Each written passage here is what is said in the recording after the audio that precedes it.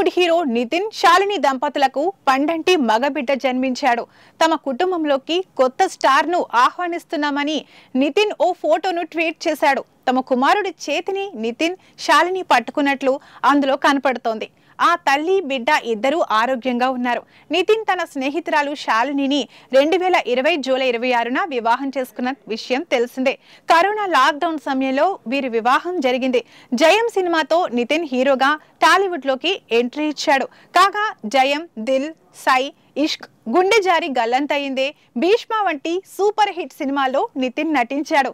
ప్రస్తుతం తమ్ముడు, robin hood సినిమాలో నితిన్ నటిస్తున్నాడు. నితిన్ సినిమాల్లోకి అడుగుపెట్టిన సమయంలో భారీ హిట్లు కొట్టాడు.